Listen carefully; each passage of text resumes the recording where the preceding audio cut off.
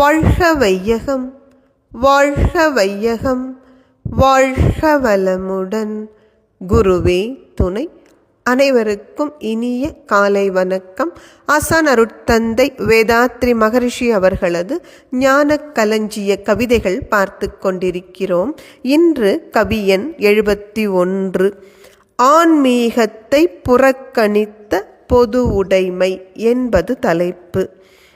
பொது உடைமைவாதிகளாயிருந்தோர் உள்ளோர் பொறுப்பின்றி செல்வர்களை ஒழித்தலே நம் பொது உடைமை தத்துவத்தின் ஜீவன் என்று போதித்து பாமரனை தூண்டும் போக்கால் பொது உடைமை முறையதனை எதிர்த்தே எங்கும் போராட்டம் நடத்துகின்றார் செல்வமுள்ளோர். பொது உடைமை தத்துவத்தில் ஆன்மீகத்தை புறக்கணித்து நோக்குவதன் விளைவிதாகும். அருட்தந்தை அவர்கள் எத்தனை தெளிவாக பொது உடைமை தத்துவம் ஆன்மீகத்தின் துணையின்றி பயன் தராது என்பதை விளக்குகிறார்.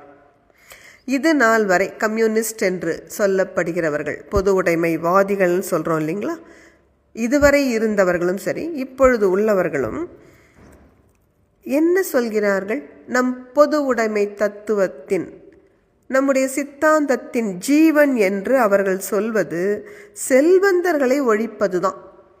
ஏனெனில் இன்று மக்கள் ஏழ்மையில் துன்பப்படுவதற்கு யார் காரணம்? செல்வந்தர்கள் என்று பொறுப்பில்லாமல் பேசி பாமர மக்களை, அறிவில் உயராத சாமானிய மக்களை தூண்டி விடுகின்ற காரணத்தால் இன்றைக்கு செல்வர்கள் பொது உடைமை என்ற வார்த்தையே ஏற்றுக்கொள்ள மறுக்கிறார்கள். இன்னும் சொல்லப்போனால் அவர்களுக்கு அது பெரிய அலர்ஜி போல இருக்கு. அதனால் செல்வந்தர்கள் என்ன செய்கிறாங்க? பொது உடைமையை எதிர்த்து அவர்கள் எல்லாரும் ஒரு கூட்டணியாக நிற்கிறார்கள். இதனால் மனித குலத்துக்கு மாபெரும் நஷ்டம் அல்லவா விளையும்? இந்த தவற்றுக்கான அடிப்படை காரணம் என்னவென்றால், பொது உடைமை சித்தாந்திகள் ஆன்மீகத்தை புறக்கணித்து பொது உடைமை தத்துவத்தை மனிதர்கள் வாழ்வில் கொண்டு வரலாம் என முயற்சி செய்ததுதான். இன்றாவது உணர்ந்து நம் போக்கை மாற்றிக்கொள்வோம்.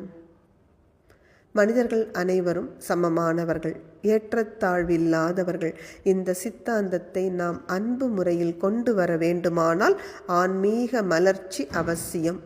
செல்வந்தர்கள், பொது உடைமைவாதிகள், பாமர மக்கள் என அனைவருக்கும் ஆன்மீக கல்வி கிட்டும் பொழுது பொது உடைமை சித்தாந்தம் அனைவரது ஒத்துழைப்போடும் நிறைவாக மலரும்.